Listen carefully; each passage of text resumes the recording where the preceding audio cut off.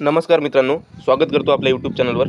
मित्रांनो, ज्याची वाट आपण खूप आतुरतेने पाहत होतो, महाराष्ट्र शिक्षक पात्रता परीक्षा म्हणजे महा-टी-ई-टी, त्याची जाहिरात आज आलेली आहे.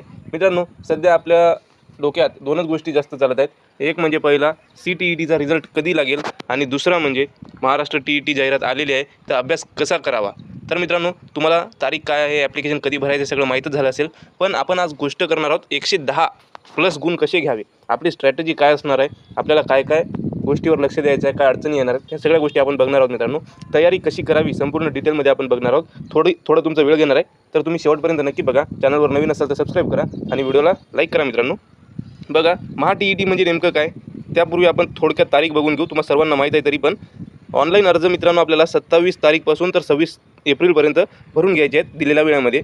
आपल्याला ॲडमिट कार्ड डाउनलोड करण्याची तारीख दिलेली आहे 9 जून ते 22 जून आणि आपली परीक्षा होणार आहे मित्रांनो, एक मिनिट, इथे 22 नसून 21 आहे, 21/6 आपल्याला प्रवेशपत्र 9 तारखेला अवेलेबल होऊन जाणार आहेत. आणि मित्रांनो, परीक्षेचा दिनांक आहे 21 जून 2026. इथे बघा, पेपर 1 प्राथमिक स्तरासाठी आहे, 1 ते 5 साठी. वेळ दिलेला आहे 10:30 ते 1 वाजेपर्यंत. पात्रता डी-एड बी-एड विद्यार्थी. इथे बघा मित्रांनो, पेपर 2चा टाईम दिलेला आहे आपल्याला दुपारी 2:30 ते 5 वाजेपर्यंत. पदवी बी-एड आणि डी-एड असलेले विद्यार्थी पेपर 2 देऊ शकतात. मित्रांनो, आता थोडक्यात समजूया आपली स्ट्रॅटेजी काय असावी आणि महा-टी-ई-टी नेमकं काय आहे. तर मित्रांनो, महा-टी-ई-टीची ओळख जर म्हणली तर महाराष्ट्रातील प्राथमिक आणि उच्च प्राथमिक शाळांमधील शिक्षक पदासाठी अनिवार्य अर्हता परीक्षा. ही परीक्षा कोण देऊ शकते मित्रांनो?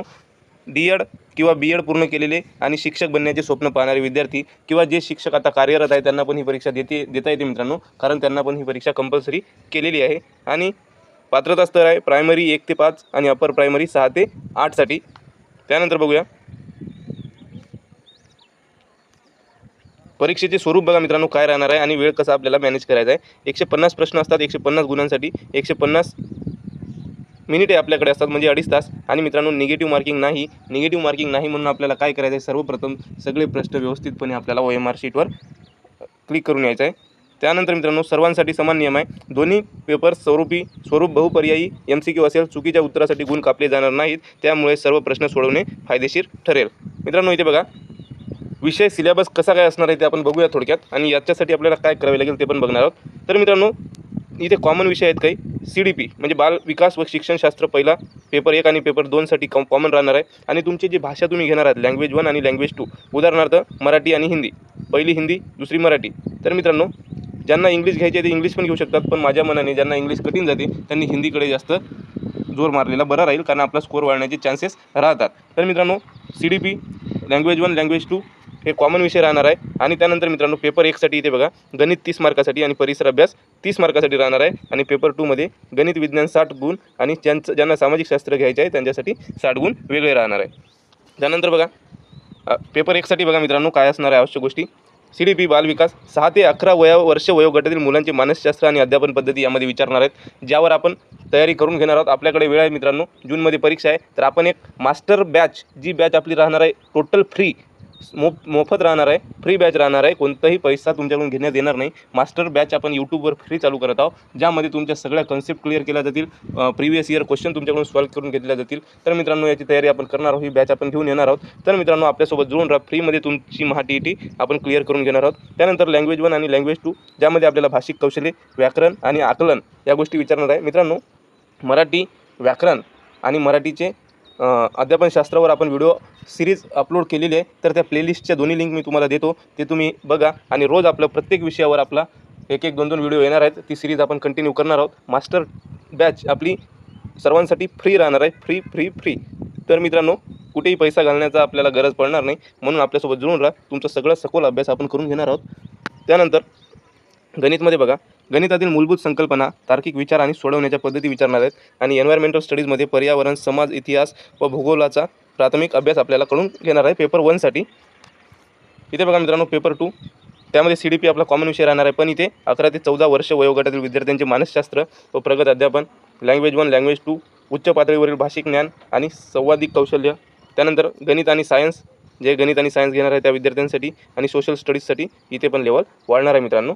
तर तुम्ही पेपर 1 साठी आवेदन करणार आहे की 2 साठी ते कमेंटमध्ये नक्की सांगावे. इथे बघा मित्रांनो, आपलं लक्ष काय आहे,